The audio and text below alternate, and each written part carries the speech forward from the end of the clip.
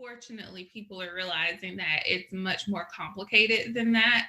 That it's like you said, that it's the cortisol levels. There's also other systemic issues that we have to consider, such as, being in food deserts and Mm-hmm.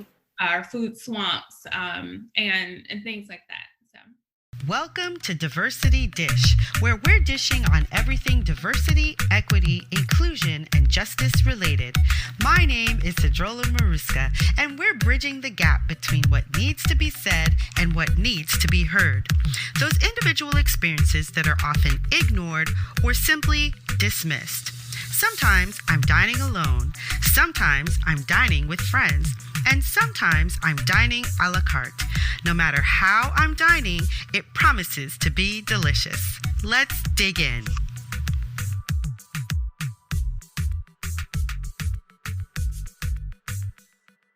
Javacia Harris-Bowser is an award-winning freelance journalist and the founder of C. Jane Wright, which a friend of hers once called the Sisterhood of the Traveling Pens.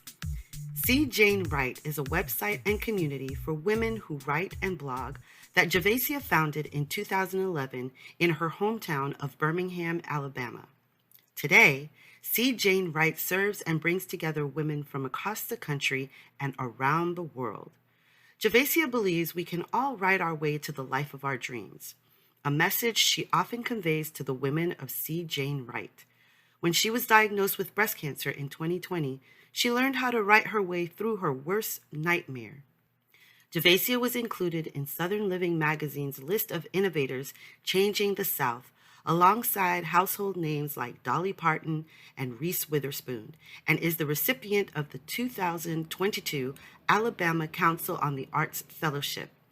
With a focus on women's lifestyle, wealth, and wellness, Javacia has written for several local, regional, and national media outlets, including USA Today, Business Insider, HerMoney.com, Good Grit Magazine, and the Birmingham Times.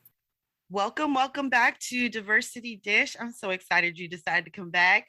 My guest today is Javacia Harris-Bowser, and she is a writer, and she's also a sister breast cancer survivor. Hey, Javacia, how are you? Hello, I am well. Thank you so much for having me. Well, I am thrilled that you said yes and that you are here. I know that we're going to have a good conversation, but before we get into all of that, my question to you is, what are you passionate about right now? That is a great question. It's a question I love to answer. It's a question I love to ask other people. And really, my answer is almost always the same. And I am passionate about sharing women's stories and helping women share their stories.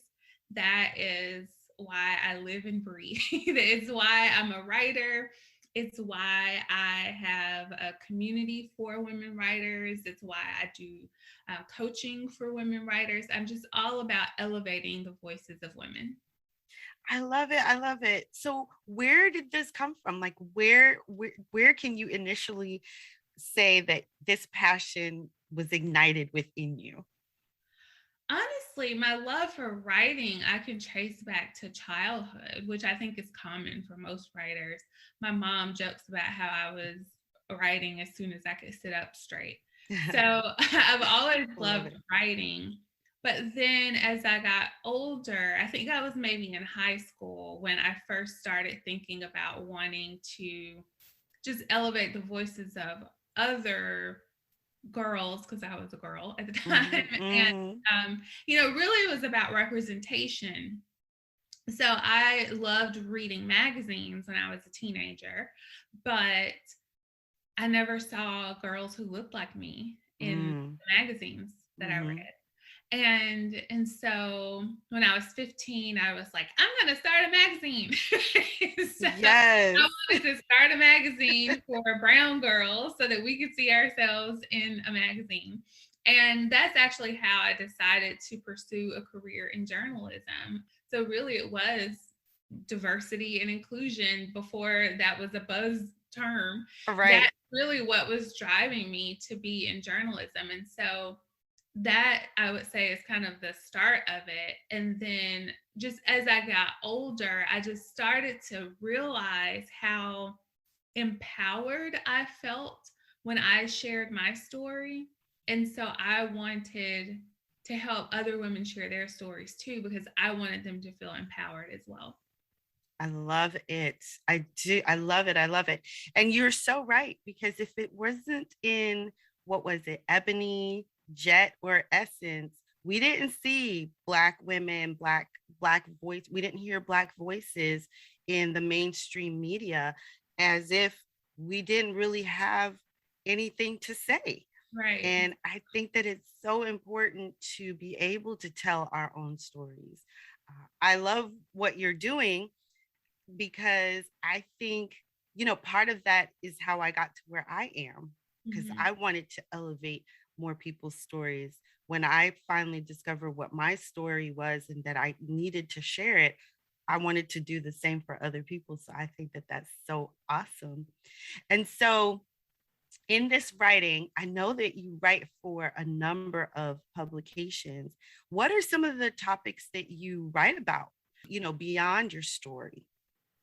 So I recently have started calling myself a women's wealth and wellness writer because Okay. I do a lot of personal finance writing for a site called hermoney.com, Mhm. which was started by Jean Chatsky. And but I also do a lot of health related writing, probably the bulk of the writing that I do. So that's why I call myself a women's wealth and wellness writer. So a lot of health related content, a lot of personal finance. But in addition to that, I also do a lot of profiles of women as well. Okay. Okay. And so why did you choose wealth and health? So the wealth part, actually, I kind of just fell into that. That's been sort of Mm, a recent development, mhm. because that's not a topic that I really ever wrote about in the past. But I got this opportunity to start writing for hermoney.com, and I really loved it. And so I Mhm. said, hey, I like this. So I've kind of, just kind of leaned into that. The Nice. health part, that has been an interest of mine since college. When I was in college, it started out with just being an aerobics instructor. So I was an aerobics instructor when I was in college. Oh, wow. That's And cool. yeah, and I just did it for fun because I loved exercise since I was a little girl. Like I was Mm. the little girl who would get up in the mornings and turn on these exercise shows on TV. Oh my goodness, for And they would do real? these exercise, and my parents were like, "What are you doing?" Because I was like 10, 11 years old, and I'm like Yeah. sitting there like doing step aerobics and all this stuff. Wow. Like, what are you doing? So Wow, girl, you are better than me, because I'll be like, you get up for what? Are you kidding? I Oh my just goodness. love to exercise. And You know so the reason that I chopped off all my hair was because I didn't want to get up in the morning and curl it. That's who you're talking to. Continue. no, I just always loved exercise. And so when I was in college, there I saw in our school newspaper that our rec center was doing auditions for fitness instructors. And I was Okay. like, here's my chance. Shut your hands. So I tried out and I got it, and I taught aerobics all through college, and I loved Wow. it. But that really sparked an interest in health in general. And so Yeah. I did some research in the area of, I got an opportunity to kind of mesh my interest of health and journalism by doing a research project on the health content that's in publications targeted toward Black women, and then more mainstream publications, and the disparities between the health content in those publications. Oh, So yeah, wow. that's kind of what sparked the interest in health writing. And then I really didn't even realize that I was doing so much health writing until last year, actually. I sent, what happened is I sent my resume and some clips or writing samples to an editor at a publication that I wanted to start writing for. And when she looked over my stuff, she said, "Oh, so you're a health writer." And I was like, "Sure." Okay, that I'll take it. And so that's when I realized, like, oh, I really do a lot of health writing. So Wow. Yeah, whatever develops. That's really interesting. I wanna kind of circle back just a little bit, if you remember at all. What were some of the disparities that you noticed when you were doing that kind of research between the health writing for Black women versus white women? Hey, thanks for listening. My name is Sedruola Maruska, and I help entrepreneurs and small businesses go from mediocre to magnificent by transforming their cultures to be more equitable and inclusive. To find out how we can work together, go to diversitydish.com, where you'll find my consulting, coaching, and speaker information. diversitydish.com. I look forward to working with you. One of the main things that I noticed was the food that was like the recipes and things like that that were in the magazines that were targeted to Black women. They were very high in fat content and not the healthy fat, and high in calories, and it was just the recipes just weren't as healthy as they should have been. So that's one of the main things I remember. That was also like 20 years ago. Many years ago. Right. Many moons. So yeah. Yeah. That's I wonder, one thing I remember. Yeah. When you talk about recipes, in general, I wonder if it's because the people who were submitting were Black, and so they had a certain way of cooking already, and so they were kind of submitting those recipes, and then the others were submitting other types of recipes. Is that possible? Maybe. I mean, the issue was that because it's one thing if it's just a recipe that's like, oh, here's a good meal for Thanksgiving or whatever. Right. Not, nobody's thinking about calories on Thanksgiving. Right. But the recipes, I do remember that the recipes that I looked at for this particular research project were specifically recipes that were promoted as being healthy choices. Oh, I see. So that was the issue, Okay. Yep. Yeah, I could see that. And then of course we know that there's high blood pressure, there's diabetes, there's heart disease, there's cancer, and all these things can be pretty prevalent in the Black community. And I have ideas about that, but that I've talked about before, in that the level of cortisol within our systems is probably higher because of the stress that we internalize on a daily basis, which causes a lot of these issues. Right. Fortunately, I feel like more people are bringing attention to that now, but 20 years ago, nobody was talking about that. So everybody was just looking at like, oh, it's the food that you eat. That's what's causing it. And, that's what everybody told us, and that's what we believed. But now, fortunately, people are realizing that it's much more complicated than that. That it's, like you said, that it's the cortisol levels. There's also other systemic issues that we have to consider, such as, being in food deserts and our food swamps, and things like that. So. Right, exactly. And can you, if you don't mind, just so people know, what is a food desert? I mean, I know, I just want you to share a food desert and a food swamp. Right. So a food desert would be a place where if you live in an area where it is very, very difficult for you to have access to fresh fruits and vegetables and things like that, just fresh whole foods.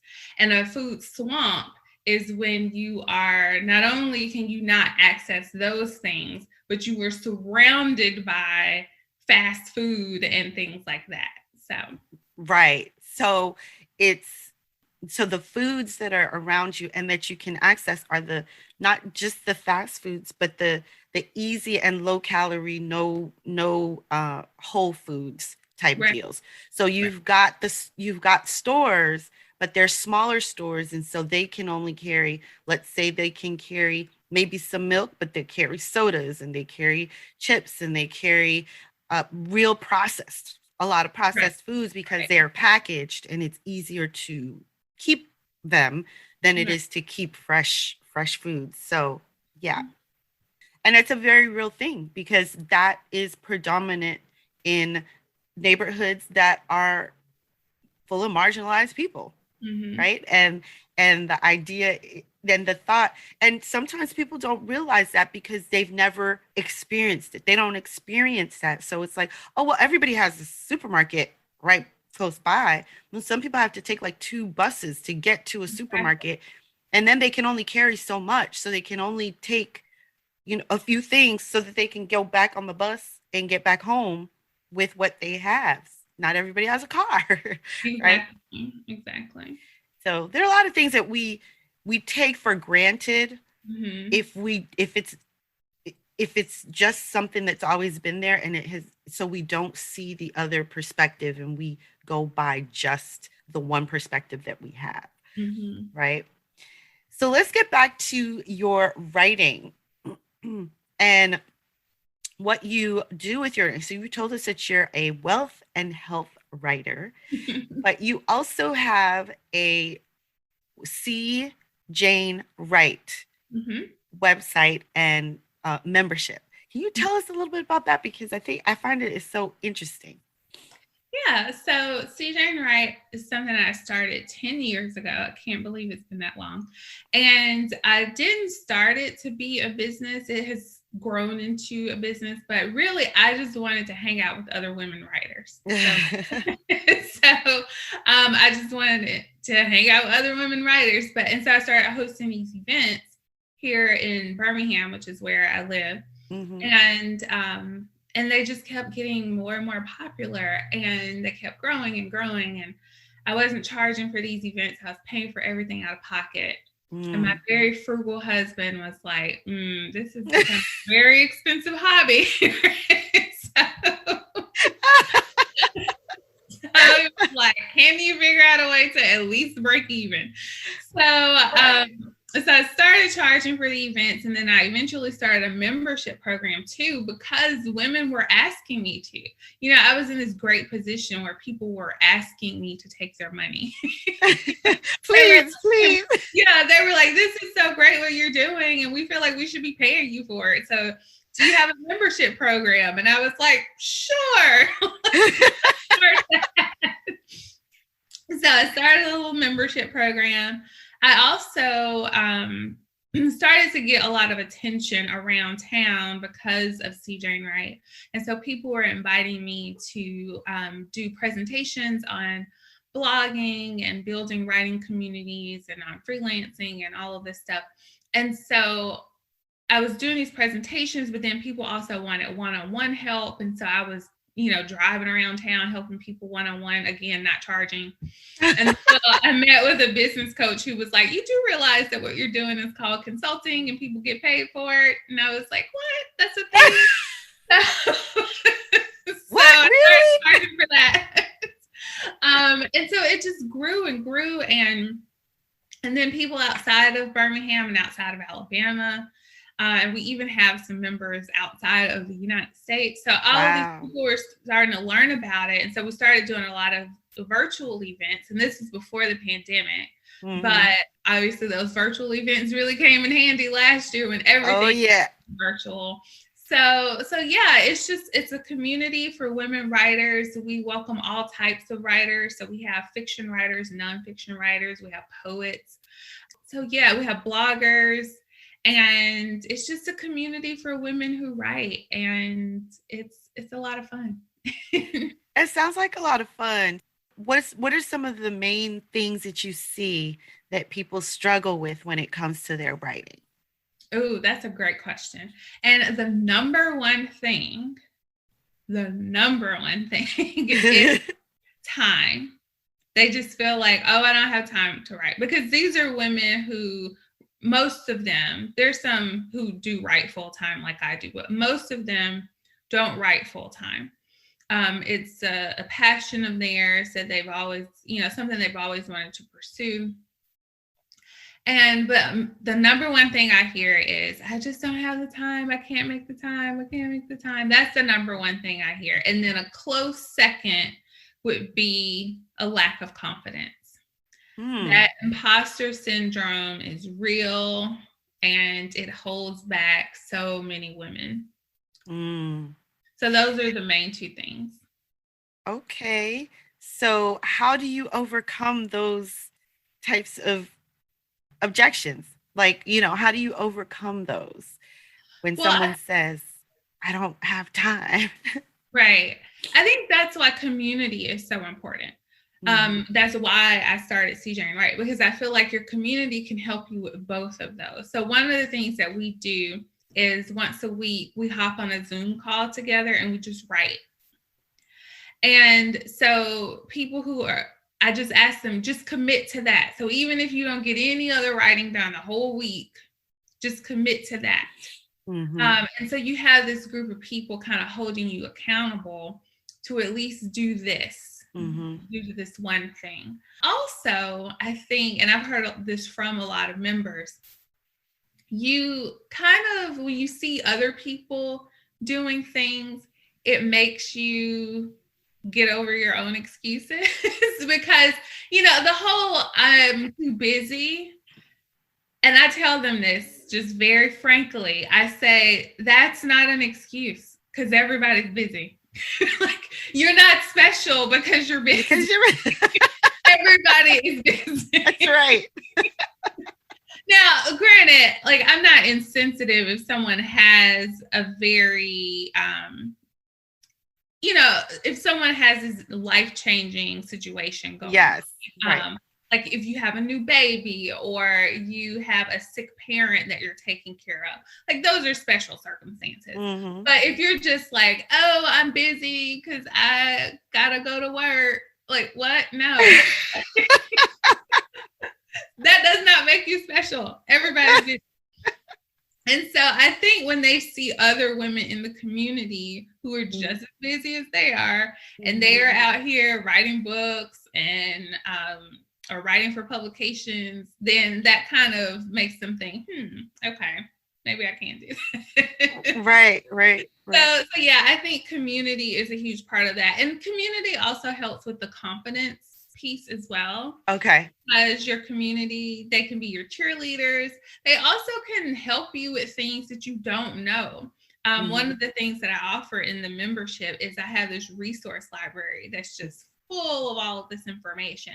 And so, they have access to that. But then we also have group coaching sessions where we just get on a Zoom call and talk through problems and issues that people are having.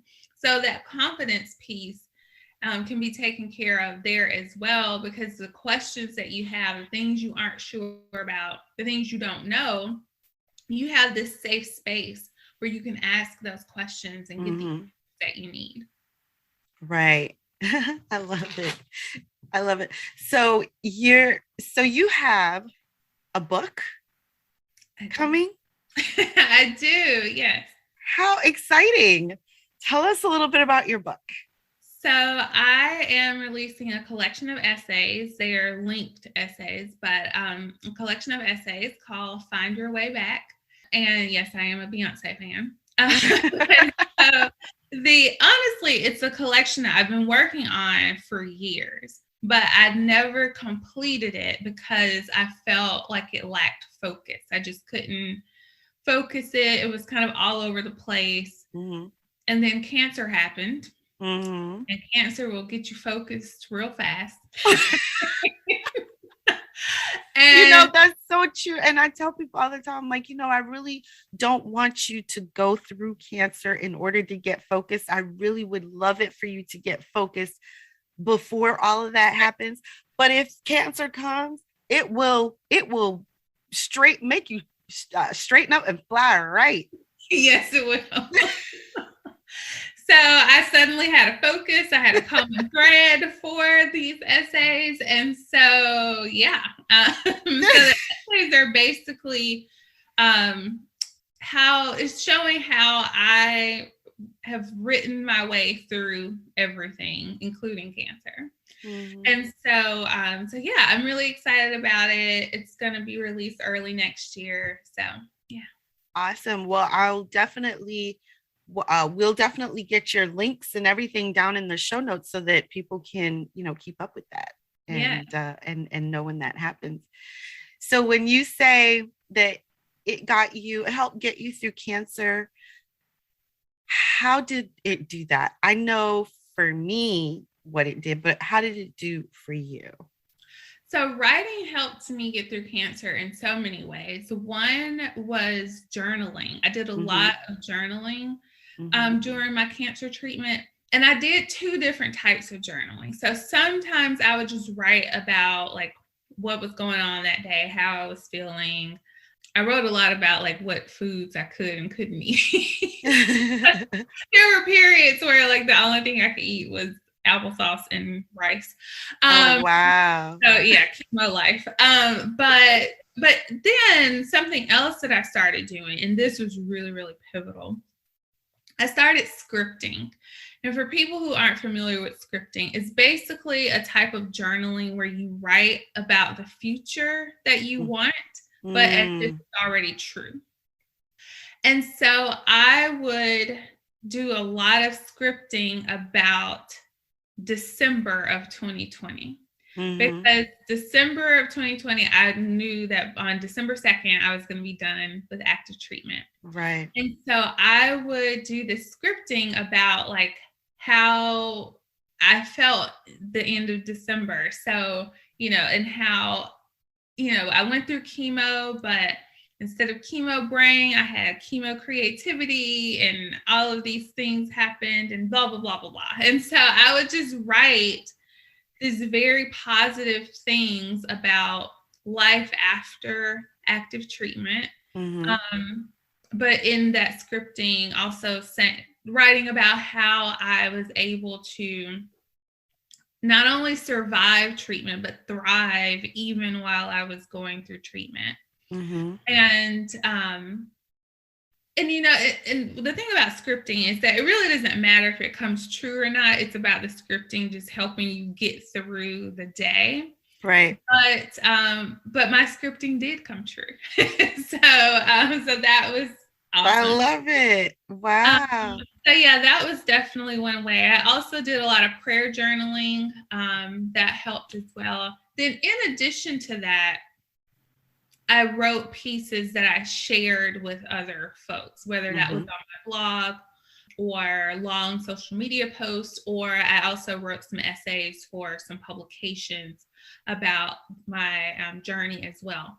And that was really empowering. Like it made me, because how cancer makes you feel like you have control over nothing, right? Right. And so when I was able to share my story in those spaces, it made me feel like I was getting a little bit of my power back. Yeah, I totally get that. I love that scripting. I when I was going through cancer, I journaled, but I journaled mostly about what I was feeling and what was going on and what I was doing and things like that. So, but I didn't know about scripting. And so I can really kind of love that idea. And I think that that's something that people can use no matter what, right? Absolutely. You can just use it and you can go, where am I going to be in a year? And when you script, do you do it in the first person or do you do it in the third person? I do it in first person. First person. So like, here I am. Making declarations in a way, So, right. Yeah. Yeah. So kind of like, here we are. It is December of 2022. It's a whole year.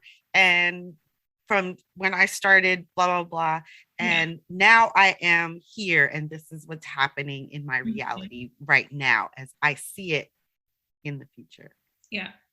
I love it. I think I'm gonna have to try that. I'm gonna have to get another notebook. Like I don't have too many already.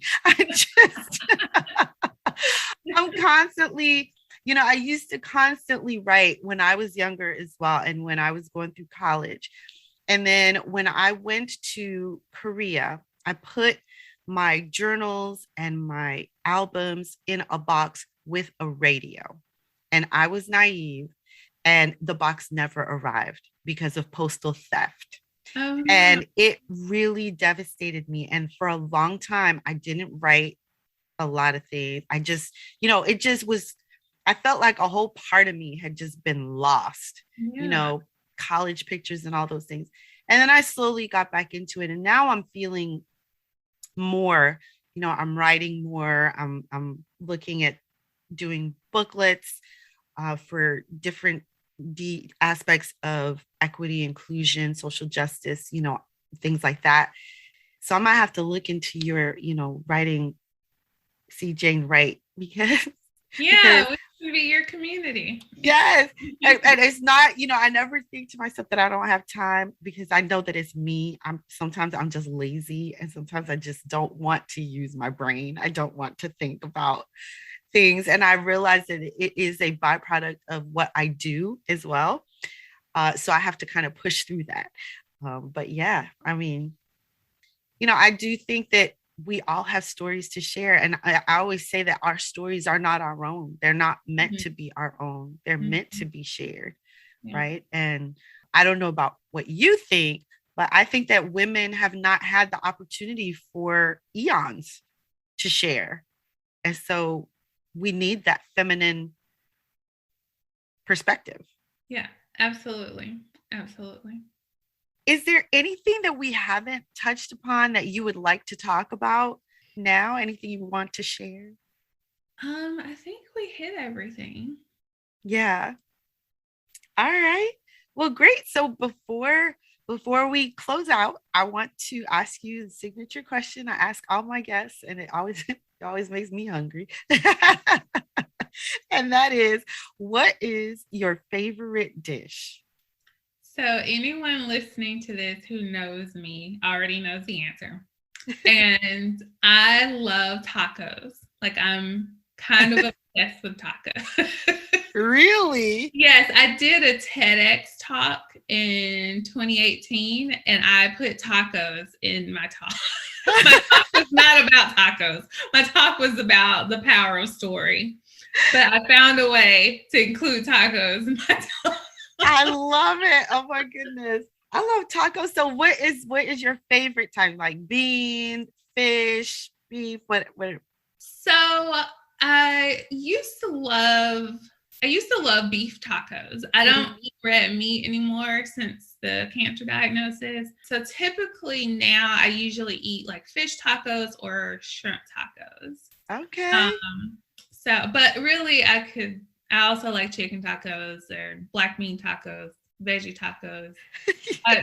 Just give me a taco. Right. Just give me a taco. Hard tacos or soft tacos? I can do either. I love it. I can do either. I just love me some tacos. Oh, that's awesome. Well, thank you so much, Javacia, for being here on Diversity Dish. I've enjoyed our conversation. Thank you. I've really enjoyed chatting with you too. Hey, did you enjoy that episode? If so, please leave a review. It would mean the world, but only if it's a good one and you really did enjoy it. In which case, it would be awesome if you help support my work over at patreon.com/Sedruola Maruska. And finally, before you go, don't forget diversitydish.com. I'd love to work with you. See you soon.